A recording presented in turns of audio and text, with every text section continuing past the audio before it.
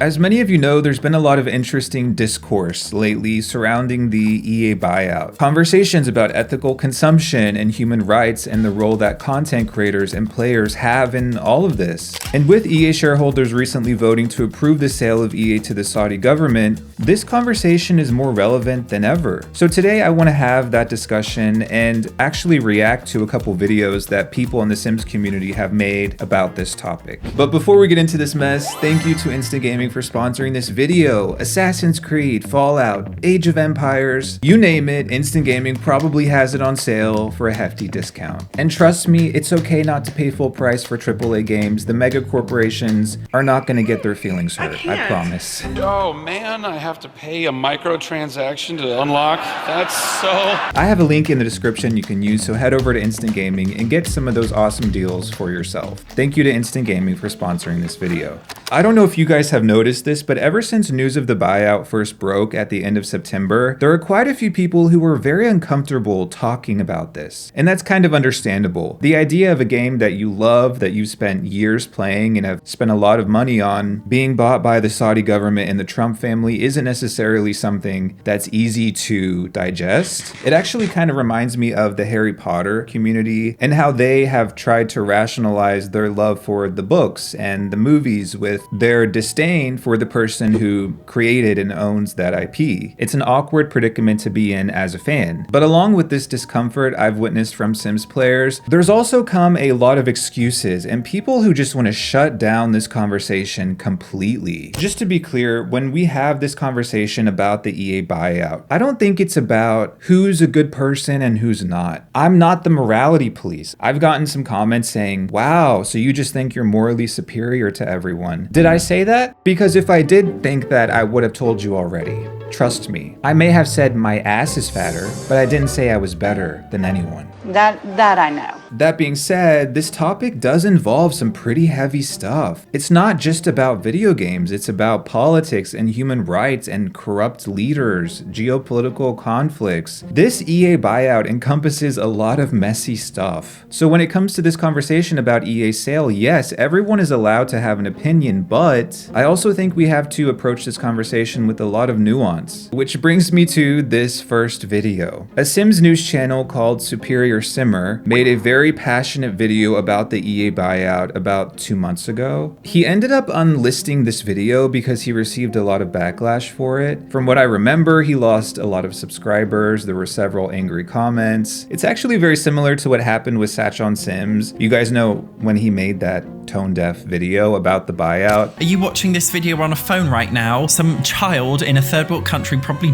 in a mine explosion so that they could mine something to build the phone that you're watching me on right now. Congratulations, you child. And then he unlisted it because of the backlash. The same thing happened with our boy Superior Simmer. But the difference is, a few days ago, he actually republished the video. And I fear this might be one of the most unhinged takes about this topic that we've seen thus far. One of the things he brings up is about the PIF, which is the Saudi government's public investment fund that's buying EA and will own 93.4% of it. In this video, he explains that the PIF already has investments in a bunch of other companies, and therefore, if we care about the EA buyout, then we should also care just as much about the PIF's investments in these other companies. They're everywhere. They're in Uber as well. If you use Uber as transportation or you're buying food off the app, you're funding PIF. PIF has a bunch of shares in Capcom, Nintendo. PIS has a share in a bunch of things. Disney, even Starbucks. You don't get to pick and choose. Even if they own 5% of a company, they're still making money. This is not a video game where you have like a morality meter or something. Whether it's 5% or 100%, bro, it's the principle of it. Did you know that PF also has shares in YouTube? Everything is connected to something that's corrupt. So please let me know. I'll wait. Are we boycotting YouTube as well? His opinion appears to be that if you care about the Saudi government buying EA, then you have to care equally about the Saudi government's investment in other companies like Nintendo and Uber. This all or nothing mindset is actually something I've heard a lot since the news of the buyout first broke. I've heard people say, well, if you care so much about this,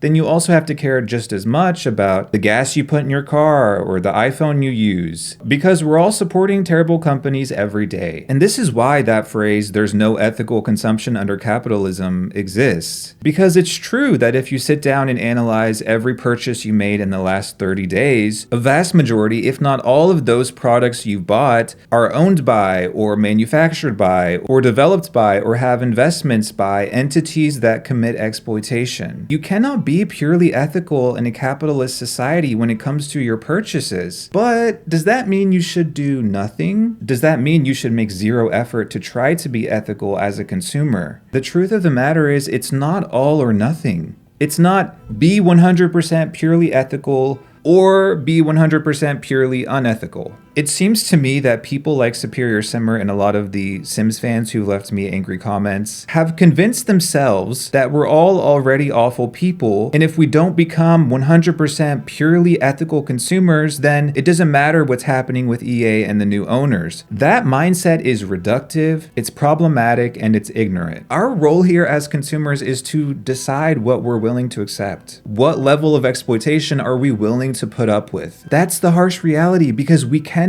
be purely ethical consumers. It's next to impossible. So the question we should be asking is, what boundaries are we going to set for ourselves so that we're at least trying to do something? It's about, will you make an effort or won't you? Furthermore, the companies he listed here are all public, which means anybody can buy stock in them. Some of these companies literally have thousands of investors. If you're someone who wants to sit down and find every single company the PIF owns stock in and boycott all those companies, that's great. More power to you. I respect that. But also, there's room for nuance here. We need to recognize the fact that owning 100% of a company is not the same as having a 6% investment in a company. The PIF owns, 6% of Nintendo, because they bought stock in Nintendo. But that is very different from privately acquiring nearly 100% of EA. In the case of Nintendo, the Saudi government's financial leverage is limited to that 6% ownership. But with the case of EA, they'll have full control of the direction of this company. All the crucial decisions will be made by them. And most importantly, nearly all of the net profits will be going to the Saudi government. That is the difference, and that is the thing that we as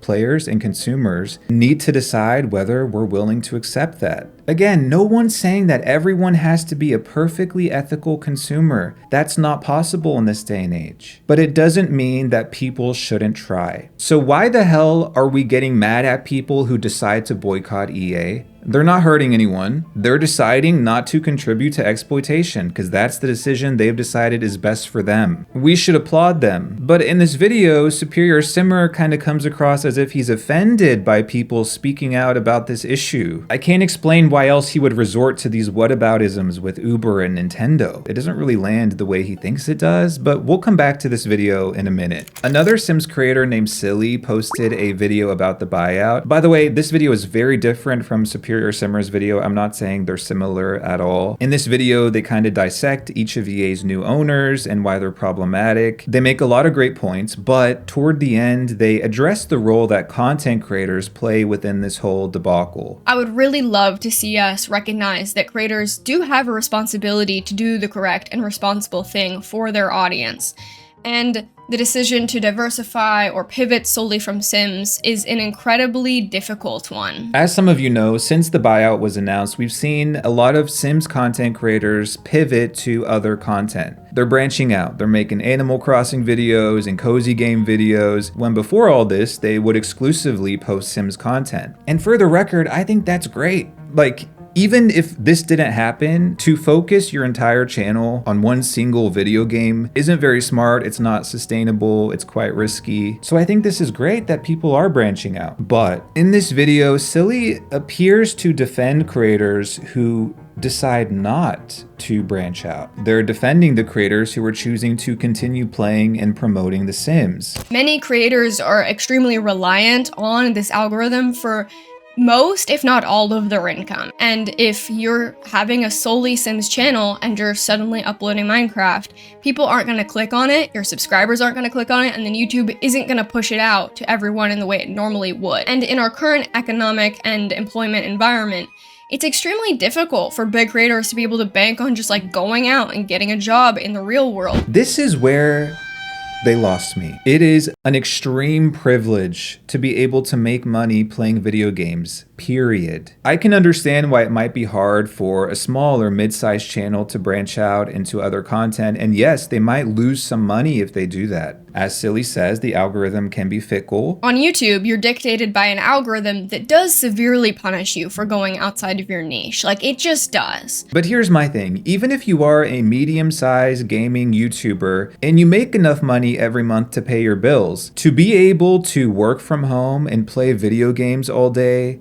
and make any amount of money from that is an extreme privilege and a luxury. It is not the viewer's responsibility to have sympathy for you. It is not that easy to just seamlessly pivot the content in your channel, especially if you're multi-years into being a Sims YouTuber. When you consider the fact that a lot of these people will have had a lack of actual kind of job experience in the real life because they've spent so many years making videos here on YouTube. I don't know where this whole "we need to feel bad for the privileged influencer" mindset comes from, but it's absurd. I think Silly is coming from a good place, but it's mind-blowing to defend large Sims creators like this. Last I checked, Lil Simsy, for instance, makes $50,000 a month just in YouTube ad revenue. It doesn't include sponsorships or Twitch. So to imply that we need to care or worry about someone making $50K a month minimum and consider that, oh, it might be hard for them to get a real job, that is fucking wild to me, bro. No, you do not have to feel sorry for a privileged influencer. They're gonna be just fine. Switching gears though, I wanna go back to Superior Simmer's video because he brings up another point as it relates to human rights. They imprison activists, journalists, and even social media users for mild criticism. They also enforce guardianship laws that limits women's freedoms. And they also limit LGBTQ+ rights. So also, again, changing genders. If you want to transition, that is illegal. You cannot do that. If you label yourself as non-binary, that's illegally or not recognized. The list goes on, guys. As we know, the Saudi government commits some of the most flagrant human rights abuses of any country. I've gone into specifics and given examples in previous videos. Beyond women's rights, LGBTQ issues, use of slave labor, extreme censorship. One thing I've barely touched on is the Saudi government committing genocide in Yemen. The list of atrocities committed by the Saudi government is endless. And the reason it's relevant to The Sims and EA is because it is that government that is buying this company. But in his video, Superior Simmer seems to imply that it's hypocritical for anyone to criticize the Saudi government because the US government is also bad. If we're going to talk about Saudi Arabia and their government, then I think it's only right that we talk about the human rights in the United States. We can talk about police brutality, police violence. Apparently, police and shot killed over 1,000 people in 2024. Black people were impacted by the use of lethal force. Apparently there was like 22% of deaths from police using firearms as well. Another huge thing in America is discrimination, bro. There was government data in 2024 that showed a bunch of hate crimes against LGBTQ+ people that were reported in 2023. He's right that all of these are serious issues. The US government's awful. The system's corrupt. There's injustice in the United States. We're all aware of that.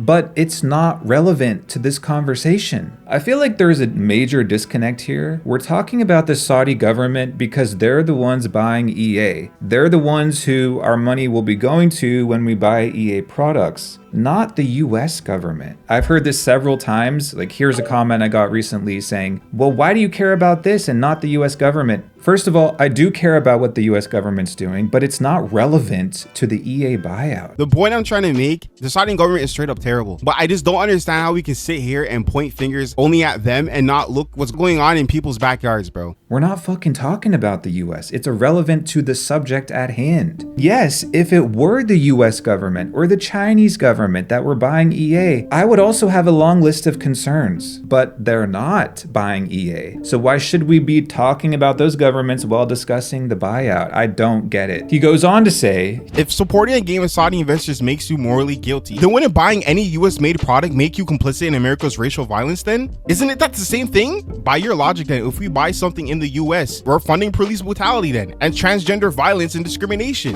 Are the schools open? Deadass. By this logic, we should boycott every single business on planet Earth. Every country on this planet has committed human rights abuses at some point in its history. Does that mean all the people who own businesses within those countries are responsible for their government's abuses? Of course not. This issue is not about a company buying EA, it's about a country buying EA, a specific country. If this were a private Saudi business taking over EA, it wouldn't be a problem. Sure, there still might be concerns about data privacy and in-game inclusion and monetization and stuff, but if it's a private business located within a corrupt country, I can't blame the people who run that business for the atrocities committed by their government. I wouldn't boycott the mom and pop ice cream parlor in Boston and blame them for all the racial injustices committed by the US government, just like I wouldn't boycott the local soap store in Saudi Arabia due to their government's mistreatment of women. Again, I'm going by his logic in this example. That's not my logic. It's not landing. Some of these people are really doing backflips to try to justify their continued support of this game and this company, and it's embarrassing. There's either a dissonance here or grave misunderstanding or just plain ignorance or maybe all of the above, but the amount of excuses I'm hearing is astounding. Not just from Superior Simmer, everything he said in this video, I've already read several times in comments under my own videos. Both Silly and Superior Simmer seem to suggest that it's unfair to criticize content creators for the role they play in all of this. I think the way that some of the community has approached this through the lens of like, what creator isn't pivoting fast enough? What creator didn't make a statement? What creator this?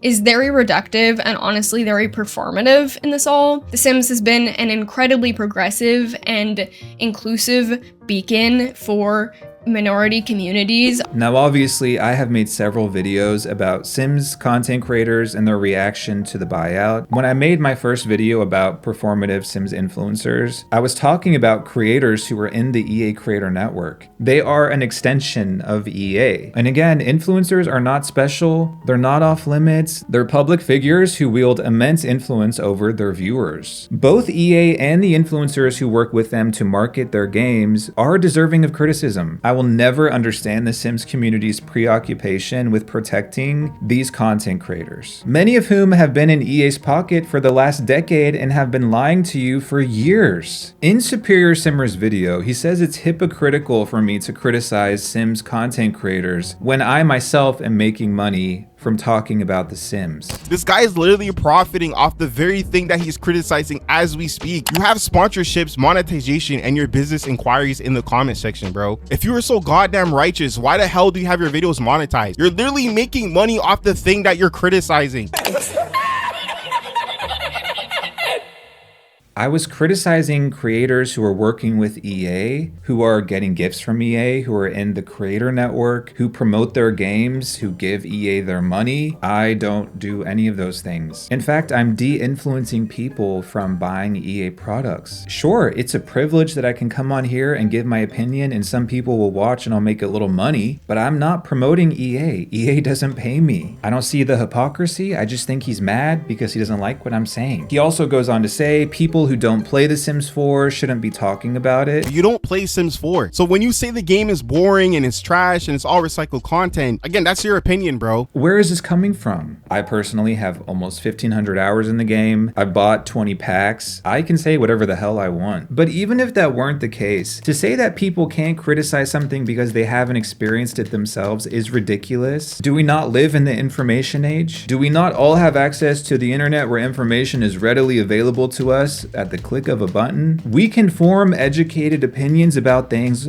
without experiencing them directly. I know, shocking concept to a caveman. Do I need to visit Saudi Arabia myself to determine whether the government is committing human rights abuses, or can I verify that information using reliable online sources? Again, it's fascinating to me the links that people will go to try to make themselves feel better, to try to clear their conscience, to justify their continued support of a video game. The two videos I've shared are very different. One is giving us information in a logical format. Some of the points I agree with, others I don't. And the other is having a full-blown mentee be. But they're both presenting points that are being echoed by others within the Sims community. And to be honest, these people who are still making excuses for the Sims and EA need to take a minute and ask themselves, why am I angry that people are calling for a boycott of EA? Or better yet, Is this really about me and my favorite game and my favorite influencer? Or is it about something much, much bigger? I'm going to continue talking about this topic because I think it's important. And as the buyout nears, and definitely once it goes through, we're going to see even more excuses and even more crash outs. So